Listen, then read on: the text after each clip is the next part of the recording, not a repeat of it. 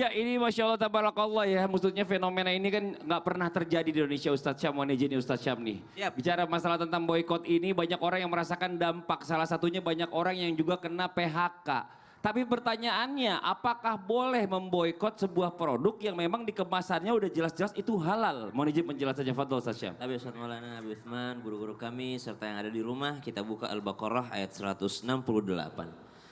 أعوذ بالله من الشيطان الرجيم بسم الله الرحمن الرحيم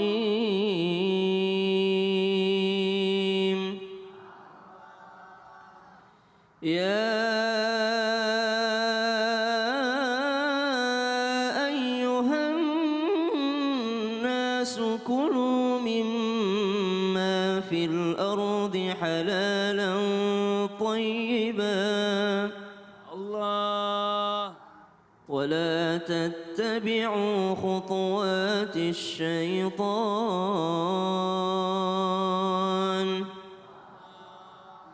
إنه لكم عدو مبين.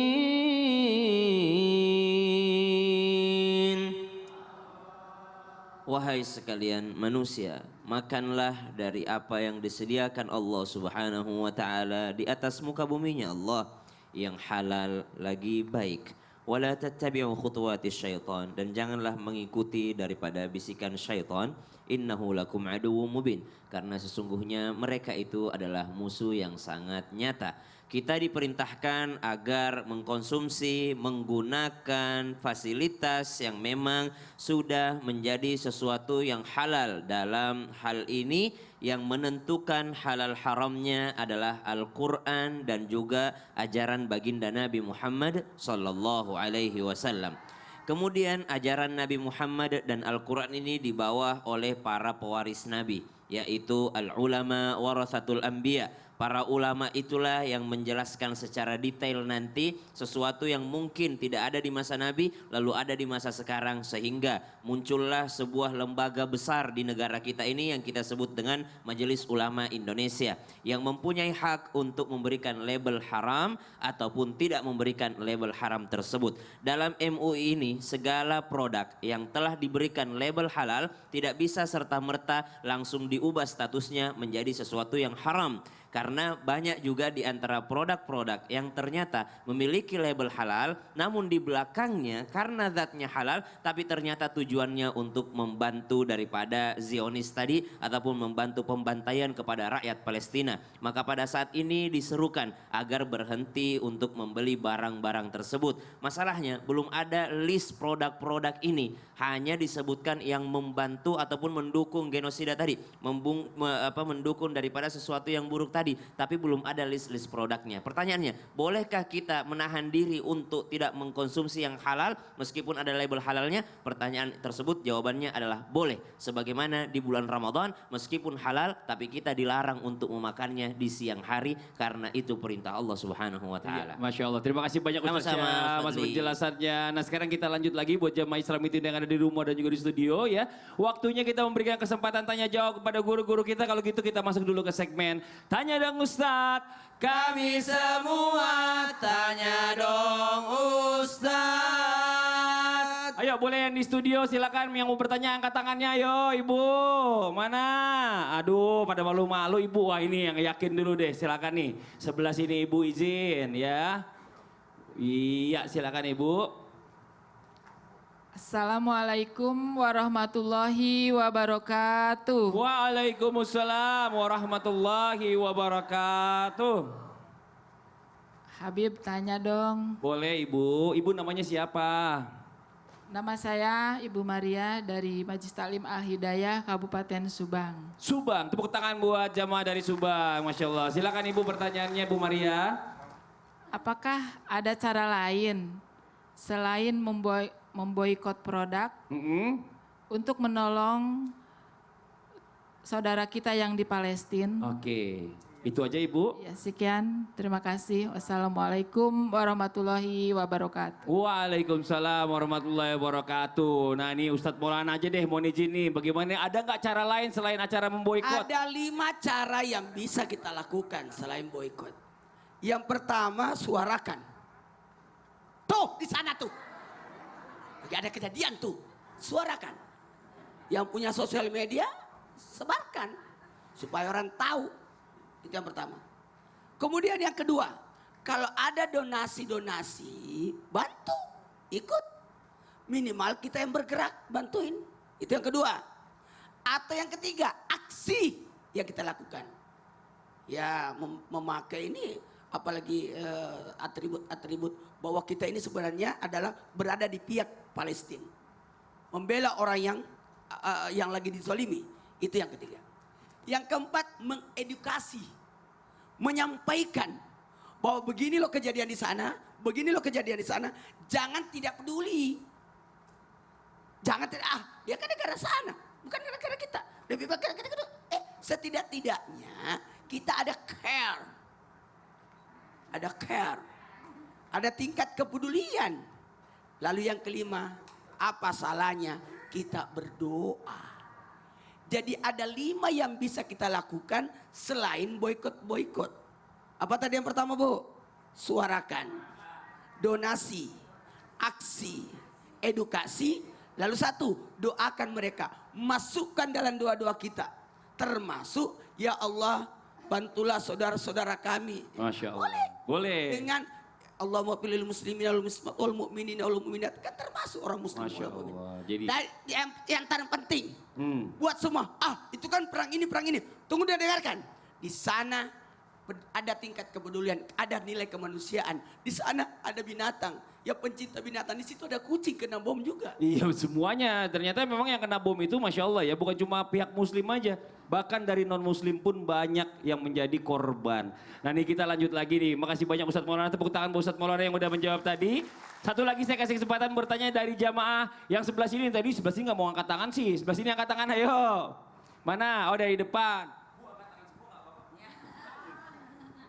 Takut banget angkat tangan, kayak takut ditunjuk atau bagaimana nih? Ibu, mohon izin boleh ngadep ke sana Bu? Iya. Assalamualaikum warahmatullahi wabarakatuh. Waalaikumsalam warahmatullahi wabarakatuh. Perkenalkan, nama saya Bu Armi dari Majelis Taklim Al-Hidayah, Kabupaten Subang, Kecamatan Cipunagara. Tepuk tangan dong Bu. Iya silakan. Tanya dong Pak Ustadz. Boleh Ibu, silakan. Kamu nanya Pak Ustadz Sam. Ustadz Syam. Ya. Baik Bu. Apakah boleh boikot di zaman Rasulullah SAW? Oh boleh. Bu kan udah jauh Bu, ngapain boleh ke sono-sono. Maksudnya ada nggak ya boykot terjadi di zaman Rasulullah? Zaman Rasulullah Oh gitu SAW. maksudnya Ibu. Malu sekarang. Oh malu saya bisa aja grogi kali aja. Tepuk tangan yang buat Ibu dong. Makasih banyak Ibu. Wassalamualaikum warahmatullahi wabarakatuh. Waalaikumsalam warahmatullahi wabarakatuh. Apa yang gemeteran mic-nya nih. Ustadz Syam izin lanjut. Masih ada getaran. Jawab Ustadz Syam. Tapi guru-guru kami, Al-Maidah ayat 8. A'udzu billahi minasy syaithanir rajim.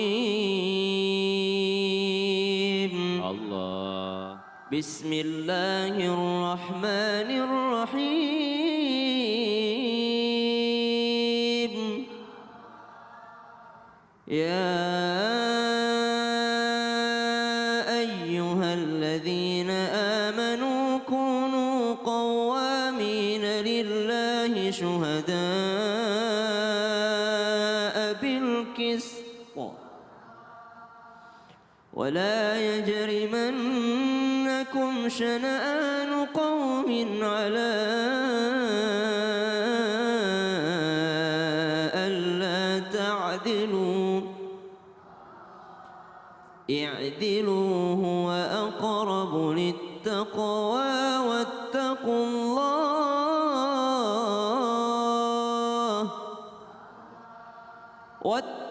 الله إن الله خبير بما تعملون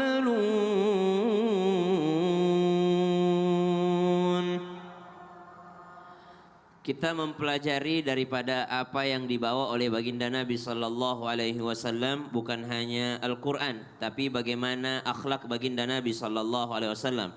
Pernahkah kejadian boikot ini terjadi di zaman baginda Nabi sallallahu alaihi wasallam? Jawabannya pernah. Dan salah satu siksaan yang dialami oleh baginda Nabi sallallahu alaihi wasallam dan juga para sahabat radhiyallahu anhum wardahum ajma'in, sehingga banyak di antara mereka yang hijrah ke Habasyah, ke Afrika di awal-awal sebelum adanya hijrah ke Yathrib ke Madinah. Ada beberapa sahabat yang hijrah ke Habasyah, kemudian hijrah lagi Nabi dan para sahabat ke Madinah. Salah satu penyebabnya karena mereka diboikot di kota Makkah. Mereka tidak bisa membeli sesuatu, mereka tidak bisa memakan sesuatu, sehingga mereka hijrah dari Makkah ila Yathrib ataupun ila Madinah Al-Munawwarah. Kemudian Nabi SAW pernah juga melakukan boikot ini kepada orang-orang yang dituduh munafik pada saat itu untuk membuktikan keimanan mereka. Di antaranya adalah Sayyidina Ka'ab bin Malik radhiyallahu anhu warda. Beliau ini dituduh oleh kawan-kawannya sebagai orang yang munafik karena tidak ikut berperang. Akan tetapi turun ayat Allah dalam surah At-Taubah, wa 'ala thalathatil ladzina khulifu, bahwasanya turunlah ampunan Allah bagi 3 orang yang melakukan kesalahan tersebut. Artinya baik Nabi pernah mengalami menjadi korban boikot ataupun Nabi pernah membuat boikot terhadap orang-orang untuk menguji keimanan mereka. Di antaranya juga ada seorang Thumamah yang masuk Islam pada saat itu walaupun dia menjadi buronan bagi orang-orang muslim. Namun akhirnya Thumamah ini menjadi seorang sahabat Nabi SAW, menjadi seorang muslim yang pada akhirnya Thumamah diperintahkan untuk berangkat ke Mekah untuk melaksanakan umrah. Namun pada saat itu diboikot Thumamah ini karena dikira belum masuk Islam. Namun ternyata Thumamah sudah masuk Islam, akhirnya dibukalah boikot tersebut. Masya Jadi Allah. pernah terjadi juga di masa baginda Nabi SAW, baik Nabi menjadi korbannya ataupun Nabi juga pernah melakukan hal Memboikot. tersebut. Jadi bukan hal yang baru sebenarnya nih Bukan Ustaz hal Syam, yang ya? baru. Oke, terima kasih banyak Sama-sama, Ustaz Syam. Ustaz Tepuk tangan Lee. buat Ustaz Syam. Nah sekarang kita lanjut ya, ada pertanyaan dari jamaah Islam Intinya yang ada di rumah ya. Dari Instagram @ade.suwarti. Assalamualaikum, tanya dong Ustadz. Waalaikumsalam warahmatullahi wabarakatuh. Pertanyaannya Ustadz, bagaimana dengan perihal memboikot dan akidah kita sebagai umat Islam? Batas waktunya sampai kapan katanya? Jazakallah khairan katsiran. Nah langsung aja kita minta guru kita menjelaskan. Habib Usman mohon izin Fataus Habib. Silakan Habib. Ustaz Syam, Ustaz Maulana. Bismillahirrahmanirrahim. Allahumma salli ala Sayyidina Muhammad wa ala ali Sayyidina Muhammad. Jadi kita harus memahami, ada kafir harbi, ada kafir zimmi. Ada kafir yang wajib kita perangi, ada kafir yang kita lindungi. Dalam penjelasan dalam hukum-hukum Allah Subhanahu wa taala, ketika pada zaman Nabi Muhammad sallallahu alaihi wasallam, Rasulullah diboikot. Dan sampai-sampai Rasulullah itu makan kurma itu sampai diisep-isep. Saking apa? Saking diboikot oleh orang-orang kafir. Yakni kafir Quraisy. Dan apa yang harus kita lakukan pada zaman sekarang ini? Sampai kapan batas boikot tersebut?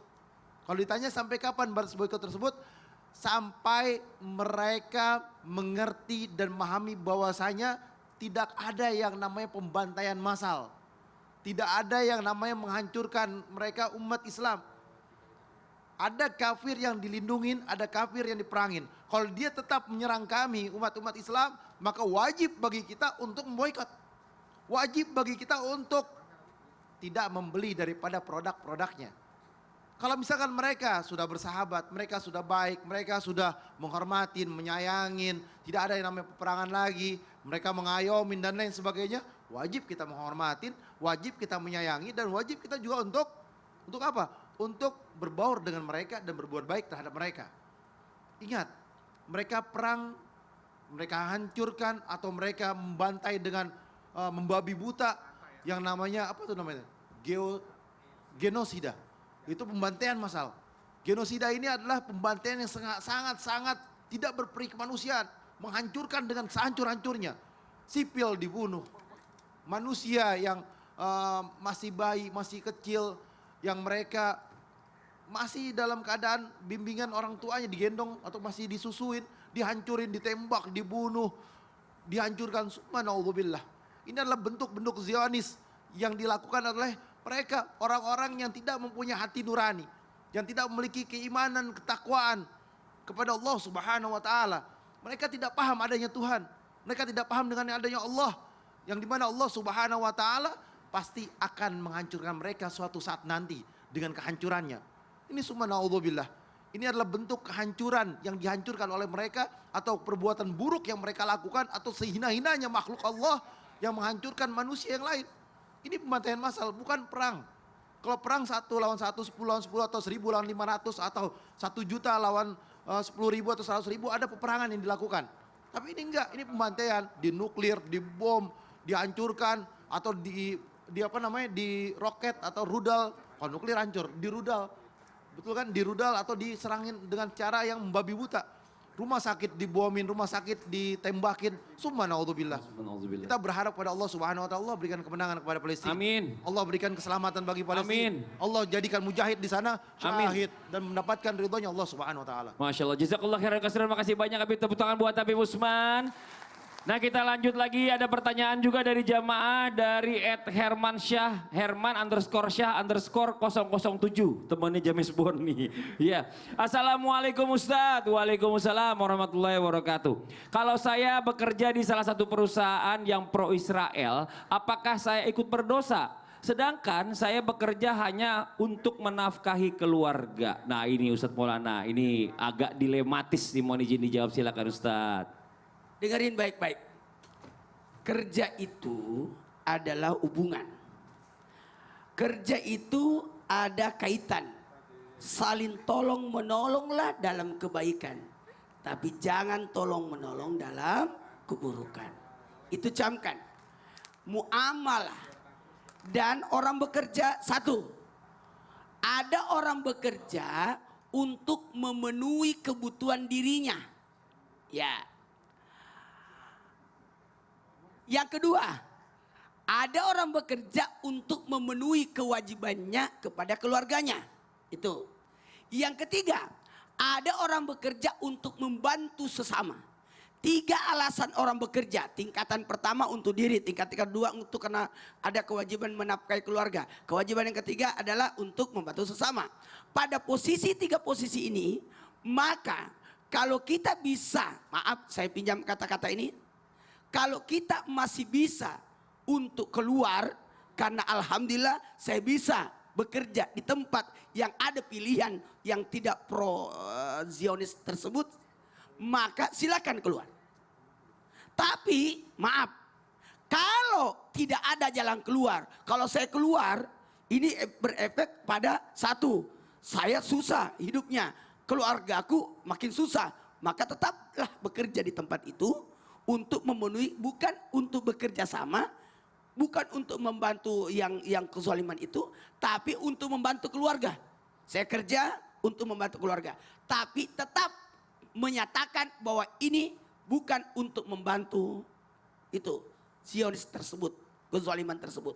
Maka niatkan, kembali lagi, niatkan untuk memenuhi kebutuhan diri dan keluarga. Karena saya tidak mampu untuk mencari pekerjaan selain bekerja di tempat ini. Maka tetaplah bekerja. Daripada nanti terbengkalai keluarga itu. Kemudian mohon maaf. Bekerjalah sewajarnya. 1, 2, 3. Sewajarnya. Nah, biasanya kayak kita bekerja, aku harus membantu perusahaan. Bagaimana meningkatkan perusahaan. Bagaimana meningkatkan produksi. Ya sudah tidak seperti itu lagi. Karena kalau kita meningkatkan produksi berarti kita membantu kan. Tapi kita hanya bekerja sewajarnya saja karena untuk memenuhi kebutuhan diri dan keluarga.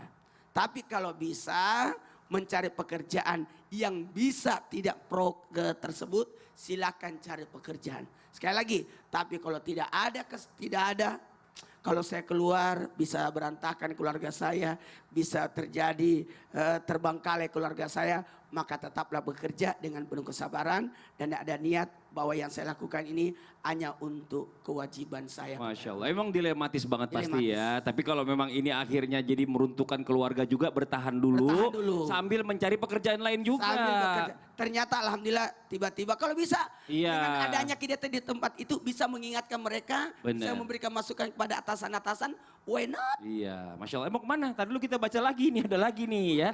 Dari jamaah nih. Dari jamaah Jumairah Abidin. Wah. Assalamualaikum Ustadz. Waalaikumsalam warahmatullahi wabarakatuh.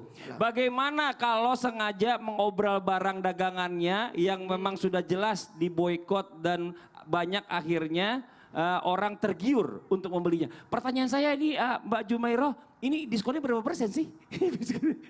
Astagfirullahaladzim. Jangan sampai tergiur ya jamaah ya. Jangan sampai tergiur kalau sampai akhirnya mendukung yang namanya Zionis untuk membunuh saudara-saudara kita di Palestina. Betul Ustaz? Kok? Kenapa? Mau tahu? Mau. Mau tahu? Mau. Yang di rumah mau tahu? Mau. Seruan acara kita hari ini tentang boykot memboykot, bagaimana solusinya? Kita akan lanjutkan setelah yang satu ini. Jamaah, oh jamaah. Alhamdulillah. Aneh orangnya. Itu ada orang di sini.